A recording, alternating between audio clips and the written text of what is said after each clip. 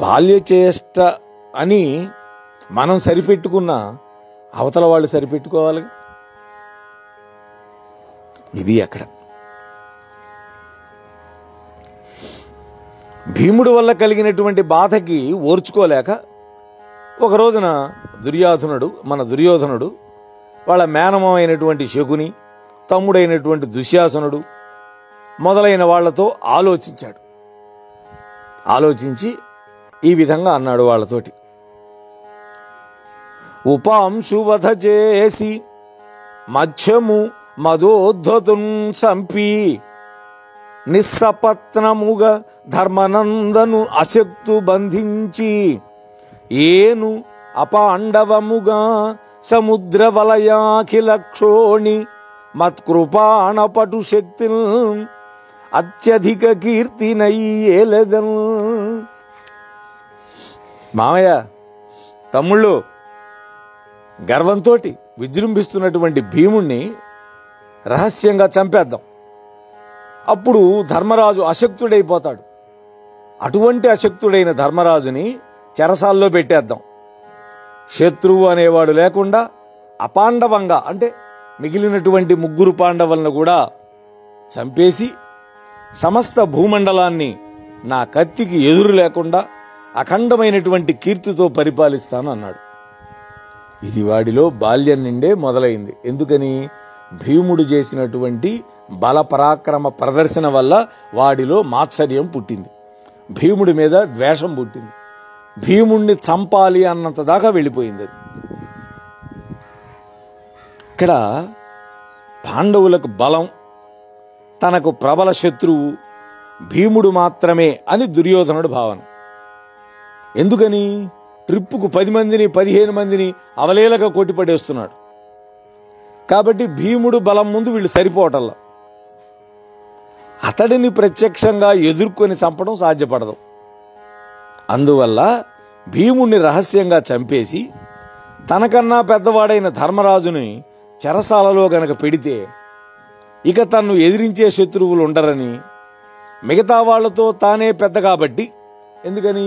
అర్జునుడి కంటే తానే పెద్ద, నకుల సహదేవుల కంటే తానే పెద్ద, కాబట్టి రాజ్యాధికారం తనకే సంక్రమిస్తుందని, సమస్త భూమండలాన్ని తానే పరిపాలించవచ్చని దుర్యోధనుడి యొక్క దురాలోచన. అప్పటికింకా అర్జున నకుల సహదేవుల యొక్క శక్తి సామర్థ్యాలు దుర్యోధనుడి యొక్క దృష్టికి రాలా. వస్తే వాళ్ళను కూడా చంపాలనుకునేవాడేమో. పాండవ ధార్తరాష్ట్రుల యొక్క విభేదానికి బీజం భీముడి యొక్క బలమని, దుర్యోధనుని యొక్క దుశ్చింత అని ఇక్కడ వస్తుధ్వని. దుర్యోధనుడు భీముణ్ణి చంపించాలని ప్రయత్నం చేయటం మొదలుపెట్టాడు. మొదటి ప్రయత్నం ఏం చేశాడో చూద్దాం. ఆ విధంగా దురాలోచనతోటి దుర్యోధనుడు భీష్ముడు విదురుడికి తెలియకుండా, వాళ్ళకి తెలిస్తే వాళ్ళు దండిస్తారు, భీముడికి కీడు చేయాలని అవకాశం కోసం వెతుకుతూ ఉన్నాడు. ఒక రోజున జలక్రీడలు ఆడే సమయంలో అవకాశం వచ్చింది. వేడుకనొక్కరుండు శతవీర కుమారులతోడ జల్లు బోరాడి జయించి అందర అనంత పరిశ్రమ పారవస్యముగూడి ప్రమాణకోటిల్ అనగుండు సమీరణ నందనుండు మేయాడక నిద్రబోయే శిశిరానినముల్పై వీచుచుండగన్. ఒక రోజున వాయుపుత్రుడైనటువంటి భీముడు ఒక్కడే వేడుకగా 100 మంది కౌరవులతోటి జలక్రీడలాడాడు. అందరినీ ఓడించేశాడు. అంతులేని శ్రమ వల్ల కలిగినటువంటి అలసట వల్ల మైమరచి ఆ ప్రమాణకోటి అనేటువంటి స్థలంలో చల్లటి గాలులు వీస్తూ ఉండగా శరీరం కదలచకుండా గాఢ నిద్రలోకి జారుకున్నాడు. ఎవరైనా అలసిపోతే నిద్రపోతారుగా. ఇక్కడ ధార్తరాష్ట్రులందరినీ మట్టు పెట్టగల దిట్ట భీముడు అనేటువంటి అర్థాన్ని వ్యంగ్యంగా, బీజతుల్యంగా ఈ సన్నివేశంలో వ్యక్తీకరించారు నన్నయ్య గారు. ఎందుకని? 100 మందితో పోరాడి జయించాడన్నాడు కదా. ఆ పవనజుని అతి ఘనలతికా పాశావలుల అంటగట్టించి మహాకోపమున గంగమడువున ద్రోపించే సుయోధనుండు దురితకరుండై. ఆ దుర్యోధనుడు పరమ దుర్మార్గుడై నిద్రపోతూ ఉన్నటువంటి అలసిపోయి సొలసిపోయి నిద్రపోతున్నటువంటి భీముణ్ణి గట్టి తీగల చేత గట్టిగా బంధించాడు. మహాకోపంతో గంగమడుగులోకి త్రోసేయించాడు. అప్పుడేమైందో చూడండి. అనిలసుతుండు అంతన మేల్కొని ఈ ఇల్గుడు అతని వజ్రఘనకాయము పొంది అలతికా పాశములను ద్రస్యే మృణాళనాళలతికల పోలె. భీముడు అప్పటికప్పుడే మేల్కొన్నాడు. నీళ్లలో పడేసరికి వెంటనే ఒళ్ళు విరుచుకున్నాడు. వజ్రం వలె కఠినమైనటువంటి అతడి శరీరానికి కట్టినటువంటి తీగలన్నీ కూడా లేత తామర తూళ్ల తీగల వలె సులభంగా తెగిపోయినాయి. ఉపమాలంకారం వేశాడు ఇక్కడ.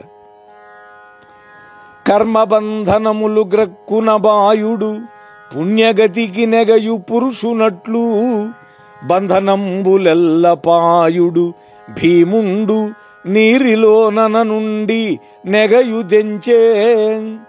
ఇక్కడ కూడా ఉపమాలంకారం వేశాడు. కర్మబంధాలు తొలగిపోతే జీవుడు స్వర్గానికి ఏ విధంగా అయితే ఎగిరిపోతాడో అదేవిధంగా కట్లు తెగిపోగానే భీముడు నీళ్లలో నుండి పైకి లేచి బయటకు వచ్చాడు. మొదటిసారి తప్పించుకున్నాడు. మరొక రోజు మళ్ళీ ప్రయత్నం చేశారు వాళ్ళు. జనపతి పనుపగ సారథి ఘన విష కృష్ణోరగముల కరిపించే శ్రమంబున నిద్రితుడైన ప్రభంజనసుతు సర్వాంగ మర్మసంధుల నెల్లన్. మరొక రోజు దుర్యోధనుడు ఆజ్ఞాపించగానే సారథి అలసిపోయి నిద్రపోతున్నటువంటి భీమసేనుడి యొక్క అన్ని అవయవాల మర్మస్థానాల సందుల్లో గొప్ప విషం కలిగినటువంటి నల్లటి త్రాచుపాములతోటి కరిపించాడు. దట్టమైనటువంటి విషం ఉన్నటువంటి ఆ పాము కోరలు భీమసేనుడి యొక్క వజ్రం లాంటి శరీరం మీద పై తోలును కూడా చేల్చలేకపోయినాయి. అంత గట్టిగా ఉంది ఆయన శరీరం. వజ్ర సన్నిభము అంటారు.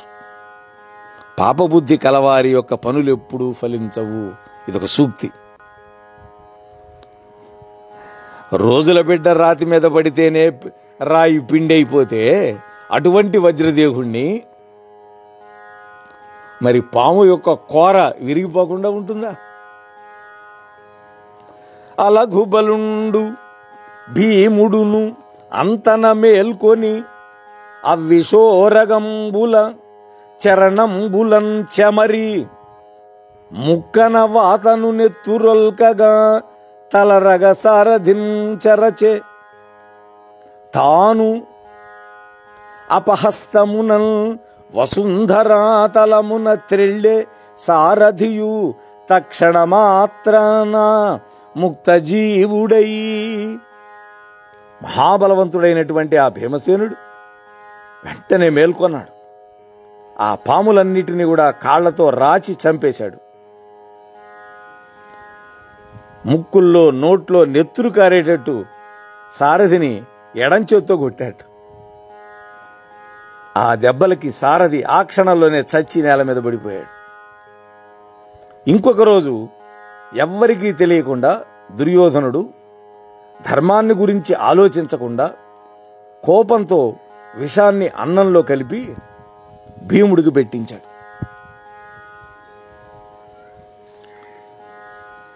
ఆ యుయుత్సుడు సమబుద్ధి కలవాడై ఆ అన్నం చెడ్డదని చెప్పినా కూడా భీముడు అధికమైన ఆకలి వల్ల ఆ అన్నాన్ని తినేశాడు.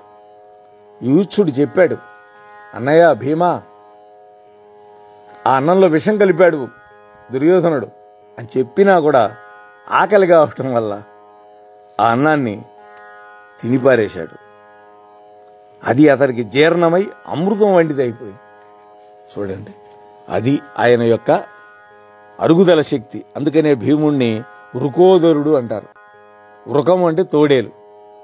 తోడేలుకి విపరీతమైనటువంటి జీర్ణశక్తి ఉంటుందిట. కుళ్ళిపోయినటువంటి మాంసాలు తిన్నా కూడా, చచ్చిపోయిన జంతువు అక్కడ పడి ఉంటే 3 రోజులు అయినా కూడా తినేస్తుంది. అది అయినా కూడా దానికి ఏం హాని జరగదు, బ్రహ్మాండంగా అరిగించుకుంటుంది. అటువంటి వాడు ఏమి తిన్నా కూడా హరాయించుకోగలిగిన వాడు కాబట్టి భీముణ్ణి వృకోదరుడు అనేవాళ్ళు. ఈ విధంగా దుర్యోధనుడు భీముడికి చేసినటువంటి అపకారాలన్నీ కూడా కృతజ్ఞుడికి చేసినటువంటి ఉపకారాల్లాగా వ్యర్థమైపోతున్నాయి. సిగ్గుపడిపోయినారు. మళ్ళీ పాండవులందరికీ కీడు చేయాలని ఉపాయం ఆలోచిస్తూ ఉన్నాడు. అప్పుడు భీష్ముడి యొక్క ఆజ్ఞ వల్ల ఏమైంది? వాళ్ళ ఉద్దేశం ఏంటి? అక్కడ భీముణ్ణి గనక చంపితే పాండవులు నిర్వీర్యులవుతారని దుర్యోధనుడు భావించి విఫలమైపోయినాడు. ఆ తర్వాత ఏమి చేశాడు? పాండవులందరినీ కలిపి ఒక్కసారే చంపాలని ఆలోచిస్తున్నాడు. ఒక్కడనే చంపలేనివాడు 5గురిని చంపగలుగుతాడా? ఉట్టికే ఎక్కలేనమ్మ, స్వర్గానికి ఎక్కాలని అనుకుందిట. అట్లా ఉంది వాడి పరిస్థితి.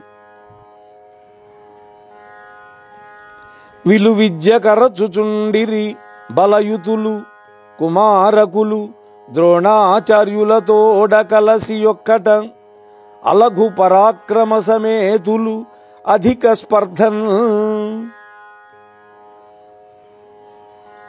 మంచి బలవంతులు, పరాక్రమం కలిగిన వాళ్ళైనటువంటి ఆ కురుపాండవులు ఇద్దరు కూడా ఒక్కటిగా కలిసి కృపాచార్యుడి వద్ద ఒకరిని మించాలని మొళ్ళొకళ్ళు పోటీ పడుతూ విలువిద్య నేర్చుకుంటూ ఉన్నారు.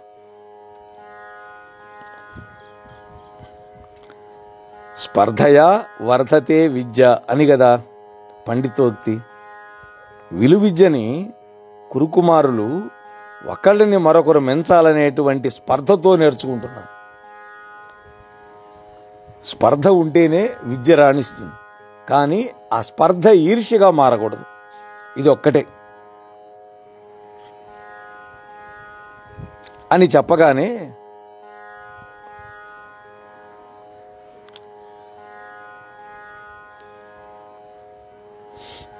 కృపాచార్యుడి దగ్గర ద్రోణాచార్యుడి దగ్గర నేర్చుకుంటున్నారని చెప్పంగానే ఇక్కడ పాయింట్ పట్టుకున్నాడు మన జనమేజయ మహారాజు. పట్టుకొని, ఓ వైశంపాయన మహర్షి, కృపాచార్యుడు ద్రోణాచార్యుడు పుట్టినటువంటి విధానాన్ని, వాళ్ళు వచ్చి కురుకుమారులందరికీ గురువులైనటువంటి విధానాన్ని నాకు అర్థమయ్యేటట్టుగా వివరంగా చెప్పు అన్నాడు. ఇదే పరిప్రశ్న.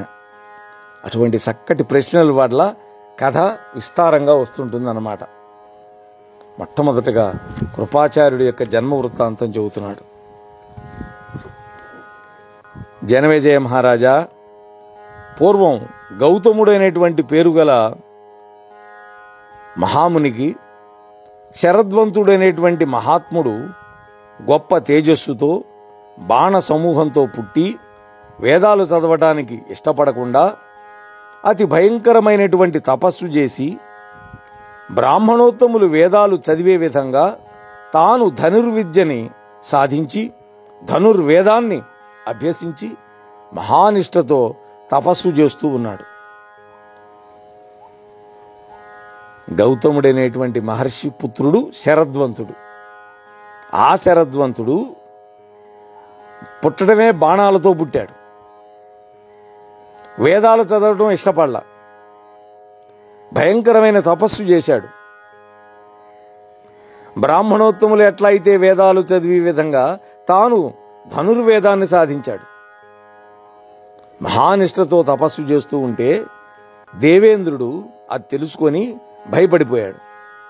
అతడి తపస్సుని ఎట్లాగానే భగ్నం చేయాలని కమలాల వంటి కన్నులు గల జలపద అనేటువంటి యవ్వనవతిని పంపించాడు. ఒక అప్సరస. ఆమె ఆయన దగ్గరికి వచ్చింది, ఆ శరద్వంతుడి దగ్గరికి. అమ్ముదిత చూచి కాము శరమ్ములచే విద్ధుడై శరద్వంతుడు చిత్తమ్మలర మదనరాగ రసమ్మున తన్నెరుగకుండే చెంచలతనుడై. ఆ అందమైనటువంటి కాంతను చూచాడు శరద్వంతుడు. వెంటనే మన్మథ బాణాల చేత పీడింపబడ్డాడు. మనస్సు చెదిరిపోయింది. మన్మథరాగంలో మైమరిచిపోయినాడు. ఆ కాంత యొక్క కడగంటి చూపు శరద్వంతుని మీద పడింది.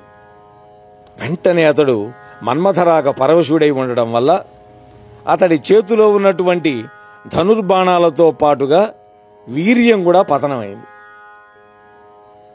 వీర్యం జారిపడిపోయింది.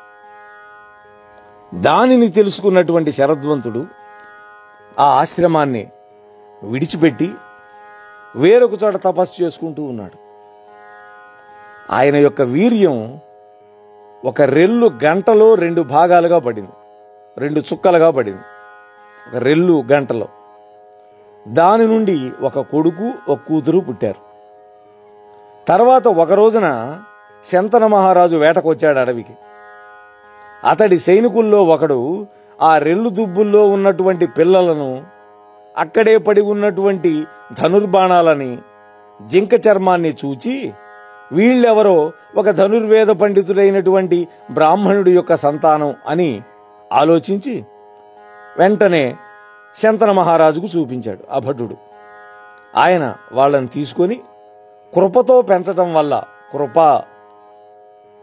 వాళ్ళిద్దరూ, మగపిల్లవాడు కృపుడు, ఆడపిల్ల కృపి అనేటువంటి పేర్లతో పెరుగుతూ ఉన్నారు. ఎవరి దగ్గర? శంతన మహారాజు దగ్గర. కొన్నాళ్ళకి పవిత్రుడైనటువంటి ఆ శరద్వంతుడు వచ్చాడు రాజుగారి దగ్గరికి. అయ్యా రాజా, వీళ్ళిద్దరు కూడా నా బిడ్డలే అని శంతనుడికి చెప్పాడు. అద్వితీయుడైనటువంటి ఆ కృపుడికి అమితమైన ప్రేమతోటి ఉపనయన సంస్కారం చేశాడు తండ్రి శరద్వంతుడు. ఆ కృపుడు యొక్క విద్యాభ్యాసం గురించి వర్ణిస్తున్నాడు నన్నయ్య గారు. వేదంబుల్ చదివించే భూసురులతో విఖ్యాతిగా ఆత్మసంవేదించేసే చతుర్విధంబగు ధనుర్వేదంబు నానాస్త్ర విద్యా దాక్షిణ్యముతోడ తానకరపెన్ తద్విత్తముల్ సూచి సంవాదుల్గా తన నందను కృపు శరద్వంతుడు దాంతాత్ముడై. ఆ శరద్వంతుడు బ్రాహ్మణుల వద్ద తన కుమారుడికి వేదాలు చెప్పించాడు. ఆత్మజ్ఞానం కలవాడిగా చేశాడు. రథ గజ తురగ పదాతి బలాలతో సంబంధం ఉన్నటువంటి ధనుర్వేదాన్ని, నానా విధములైనటువంటి అస్త్ర ప్రయోగ నైపుణ్యాలతోటి ధనుర్వేద పండితులు చూచి మెచ్చుకునే విధంగా తానే నేర్పి తీర్చిదిద్దాడు కొడుకుని. అస్త్ర విద్యలో ప్రావీణ్యుడిగా చేశాడు. అటువంటి కృపాచార్యుణ్ణి రప్పించి భీష్ముడు మిక్కిలి భక్తితో గౌరవించాడు. తన మనుమలనందరినీ కూడా విలువిద్య నేర్చుకోవడానికి ఆజ్ఞాపించాడు కృపాచార్యుడి దగ్గర. పాండవులు, కౌరవులు, యాదవులు మొదలైనటువంటి రాజకుమారులు కృపాచార్యుడి యొక్క శిక్షణలో శ్రమను జయించి విలువిద్యలో గొప్ప పండితులైనారు. ఇక ద్రోణాచార్యుడి యొక్క వృత్తాంతం మొదలు పెడుతున్నాడు. అంతేకాకుండా కురుపాండవులకు ఆచార్యుడైనటువంటి ద్రోణాచార్యుడి యొక్క పుట్టుకని, ఆయన యొక్క అద్భుత చరిత్రని కూడా చెబుతాను విను అని వైశంపాయనుడు అంటున్నాడు. సద్వినుత చరిత్రుండు భరద్వాజుండను మునీశ్వర ప్రవరుడు గంగాద్వారంబున తపంబు జగద్వంజుడు సేయుచుండే గత కల్మషుండై. జనమేజయ, సత్పురుషుల చేత ప్రశంసింపబడినటువంటి నడవడి కలిగిన వాడు, లోకం చేత నమస్కరింపదగినటువంటి వాడు, పరమ పవిత్రుడు అయినటువంటి భరద్వాజ మహాముని గంగాద్వారం వద్ద తపస్సు చేసుకుంటూ ఉన్నాడయ్యా. ఆ భరద్వాజముని ఒకనాడు స్నానం చేయటం కోసం గంగా నదికి వెళ్ళాడు. ఎదురుగా మహావిలాసంతో జలక్రియలు ఆడుతూ పెనుగాలి చేత చీర తొలగిపోతే నిర్మలమైనటువంటి దేహంతో ఉన్నటువంటి ఘృతాచి అనేటువంటి అప్సరస కనపడింది. వెంటనే కామించాడు. ఆ మన్మథ రాగాతిశయం చేత ఆ క్షణంలోనే ఆ భరద్వాజ మహర్షికి వీర్యస్ఖలనమైంది. ఆ వీర్యాన్ని తానే తెచ్చి ఒక కలశంలో పెట్టాడు. కలశం అంటే కుండ. దాని నుండి శుక్రాచార్యుని యొక్క అంశతోటి పుణ్యాత్ముడు, ధర్మతత్వం తెలిసినటువంటి వాడు అయినటువంటి భరద్వాజమునికి ద్రోణాచార్యుడు పుట్టాడు. ద్రోణుడు పుట్టాడు. ద్రోణము అంటే కుండ, ద్రోణుడు అంటే ద్రోణము నుంచి పుట్టాడు కాబట్టి ద్రోణుడు.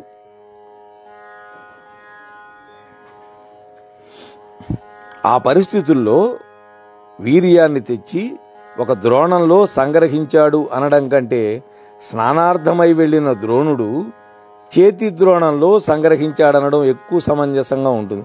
స్నానార్థమై వెళ్ళిన భరద్వాజుడు, ద్రోణుడు కాదు.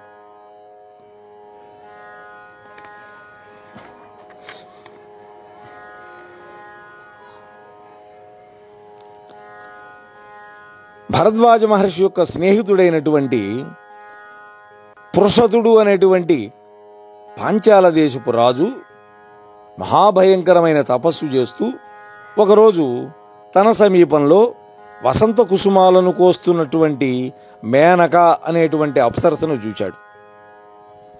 పృషతుడు అనేటువంటి పాంచాల రాజు. ఈయన కూడా భరద్వాజుడి యొక్క సన్నిహితుడు, స్నేహితుడు. మన్మథరాగం వల్ల వీర్యస్ఖలనమైంది ఈయనకి. దానిని తన పాదంతో కప్పివేశాట. అందులో నుండి ద్రుపదుడు అనే కొడుకు మరుత్తు రాజు యొక్క అంశతో పుట్టాడు. మరుత్ గణాల యొక్క అంశ అంటే తన పాదంతో కప్పి పెట్టాడు కాబట్టి వీర్యాన్ని ద్రుపదుడు అయినాడు ఆయన. చూడండి, అన్ని కూడా పేర్లు అలాగే వస్తాయి, ఉత్పత్తులవి. ఆ బాలుడిని భరద్వాజుడి యొక్క ఆశ్రమంలోనే ఉంచి ఆ పృషతుడు వెళ్ళిపోయి పాంచాల రాజ్యం పరిపాలిస్తూ ఉన్నాడు. ఈ ద్రుపదుడు ద్రోణుడితో కలిసి వేదాలు చదివాడు భరద్వాజుడి వద్ద. ఇద్దరికీ గురువు భరద్వాజుడే, మొదటి గురువు, తండ్రి, ద్రోణుడి యొక్క తండ్రి. విలువిద్య నేర్చుకున్నారు. ఆ తరువాత ఈ పృషతుడు యొక్క తర్వాత పాంచాల దేశానికి ద్రుపదుడు రాజయ్యాడు. ద్రోణుడు అగ్నివేశ్యుడు అనేటువంటి ఒక మహాముని వద్ద ధనుర్విద్యా పారంగతుడైనాడు. ఆ తర్వాత ధనుర్విద్యని అగ్నివేశ్యుడు అనేటువంటి మహర్షి దగ్గర నేర్చుకున్నాడు. అతని అనుగ్రహం వల్ల ఆగ్నేయాస్త్రం మొదలైనటువంటి అనేక దివ్యాస్త్రాలు పొందాడు ద్రోణుడు. భరద్వాజుడి యొక్క ఆజ్ఞ వల్ల పుత్రులను పొందడానికి కృపాచార్యుడి యొక్క చెల్లెలైనటువంటి కృపిని వివాహం చేసుకున్నాడు. మనం చెప్పుకున్నాం కదా, శరద్వంతుడి యొక్క వీర్యం వల్ల ఒక అమ్మాయి ఒక అబ్బాయి పుట్టారని. అమ్మాయి పేరు కృపి.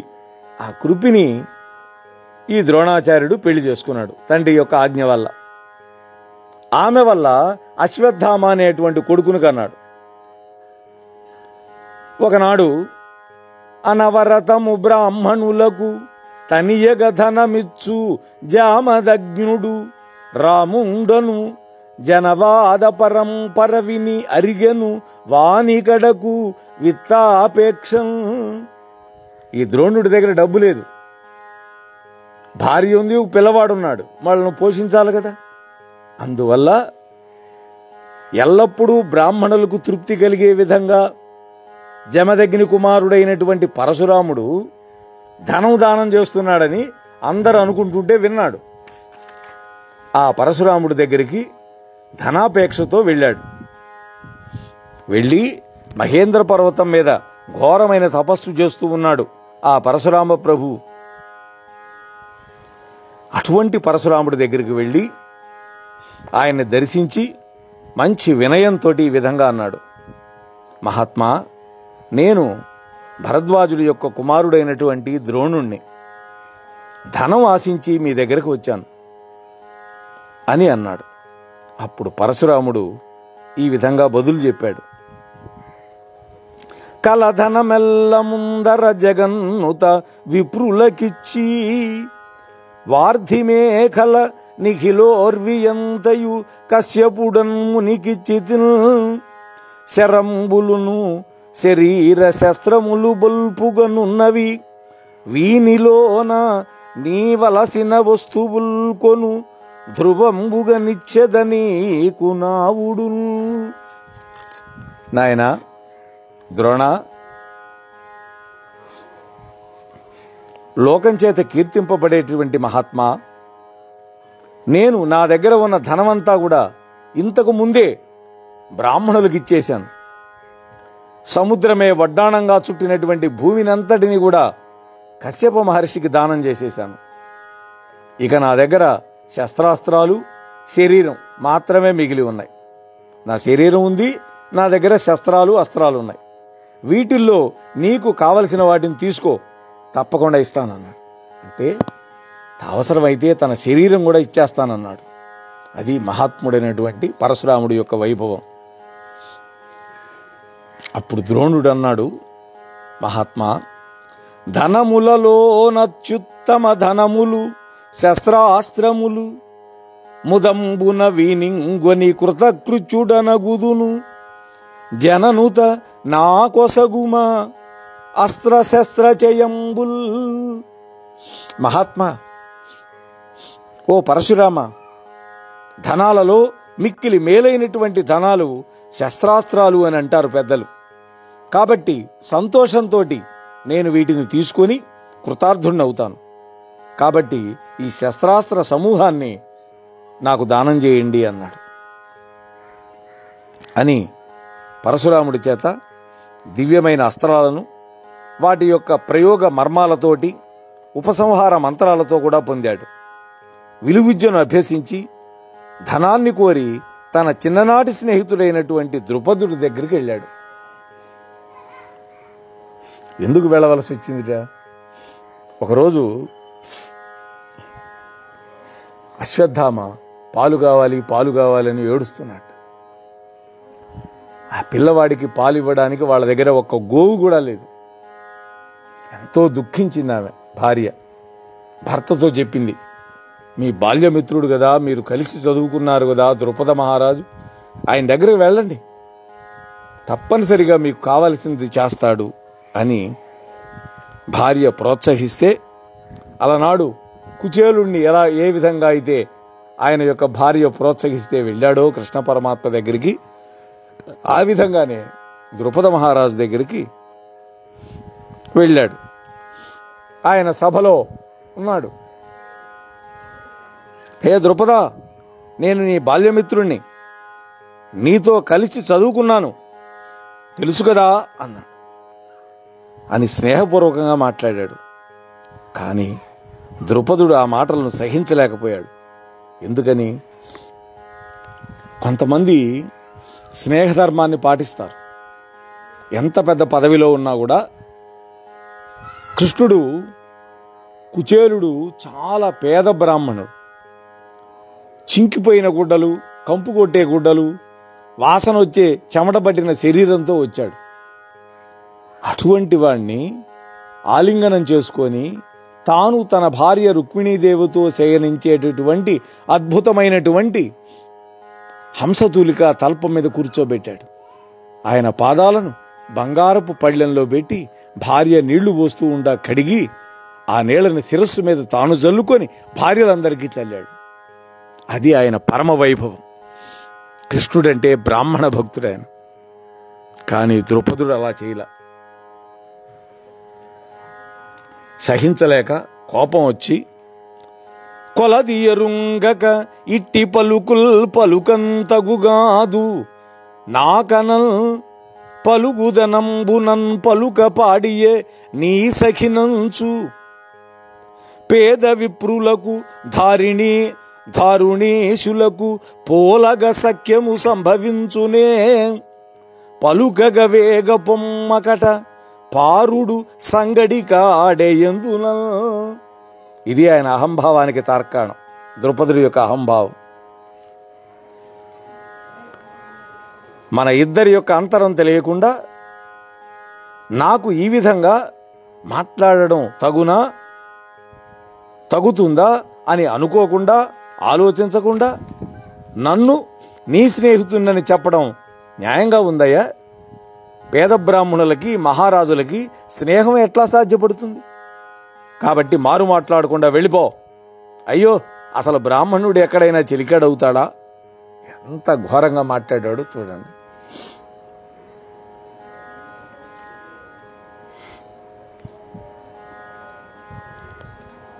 ఆ విధంగా మాట్లాడుతూ ఇంకా అన్నాడు, ధనపతితో దరిద్రునకు, తత్వవిదుండగు వానితోడ మూర్ఖునకు, ప్రశాంతుతోడ కడు క్రూరునకు, రణశూరుతోడ భీరునకు, వరూధితోడ అవరూధికి, సజ్జనుతోడ కష్టదుర్జనునకు, ఎవ్విధంబునను సఖ్యము తానొడగూడు నేర్చునే. అంతటితో ఊరుకోకుండా ఇంకా అంటున్నాడు, ధనవంతుడితో దరిద్రుడికి, పండితుడితోటి మూర్ఖుడికి, ప్రశాంతంగా ఉండేవాడితో క్రూరాత్ముడికి, వీరుడితోటి పిరికివాడికి, కవచరక్షణ కలవాడితో కవచరక్షణ లేనివాడికి, సజ్జనుడితోటి దుర్మార్గుడికి స్నేహం ఏ విధంగా కలుగుతుందయ్యా? ద్రోణ, ఈ పద్యం నన్నయ్య గారి యొక్క రుచిరార్థ సూక్తుల్లో ఒకటి. ద్రుపదుడు చిన్ననాటి నెచ్చెల్లిని గుర్తించకుండా, చిన్ననాడు కలిసి చదువుకున్నారు, అది గుర్తుపట్టుకోకుండా, దాన్ని జ్ఞాపకం చేసుకోకుండా, పేదవాడు ధనవంతుడు అనేటువంటి భేదభావంతో అతన్ని తిరస్కరించాడు. అంతటితో ఆగకుండా తన ప్రవర్తనని ధర్మబద్ధమైనటువంటి దానిగా సమర్థించుకుంటున్నాడు ఉపమానాలతోటి.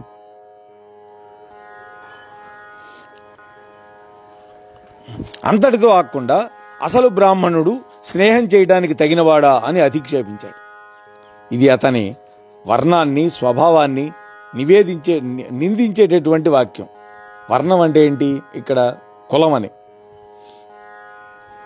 ద్రుపదుడు తన ప్రవర్తనకి లోకధర్మాన్ని సూక్తిగా చెప్పి సమర్థించుకోవాలనుకున్నాడు.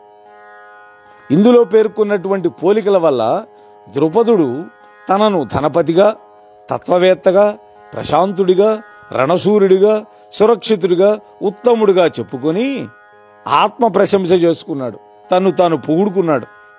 ద్రోణుణ్ణి వరుసగా దరిద్రుడిగా, మూర్ఖుడిగా, క్రూరాత్ముడిగా, పిరికిపందగా, అరక్షితుడిగా, పరమ దుర్మార్గుడిగా నిందించాడు. నిష్కారణమైనటువంటి పరనిందకు పాల్పడ్డాడు. ముఖ్యంగా బ్రాహ్మణ నిందకు పాల్పడ్డాడు. ముందు పద్యంలోని మాటలే ద్రోణుడి యొక్క మనస్సును పుండు చేసి ఉంటాయి. అందుకనే ఆ గాయం ఆరల, ప్రతీకారం తీర్చుకునేదాకా పోయింది. పైపెచ్చు ఈ మాటలు పుండి మీద కారం చల్లినట్టుగా ఉన్నాయి. సూక్తులను కథార్థ పోషకాలుగా వాడే నన్నయ్య గారు కథాకథన శిల్పి ఆయన. దీనివల్లనే తరువాత అతన్ని బంధించేదాకా పోయింది. సమానమైనటువంటి స్వభావం, విద్య కలిగిన వాళ్ళకి, సమానమైన సంపద కలిగిన వాళ్ళకి, సమానమైన మంచి నడవడి కలిగిన వాళ్ళకి స్నేహం, వివాహం ఏర్పడుతుంది.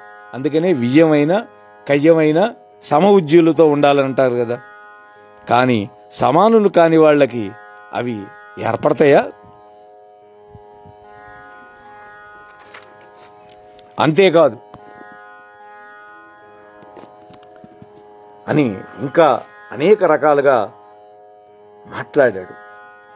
మరి ఇంకా ఏ విధంగా అతన్ని అధిక్షేపించాడు అనేటువంటి విషయాలని శ్రీకృష్ణుడి యొక్క దివ్యానుగ్రహంతో రేపటి రోజు మీతో మనవి చేస్తాను. ఎందుకంటే ఇవాళ మనం అనుకున్న సమయం అయిపోయింది కాబట్టి. స్వస్తి. మోహనవాణి తెలుగు పోడ్కాస్ట్ ఛానల్ ని లైక్, షేర్, సబ్స్క్రైబ్ చేయండి.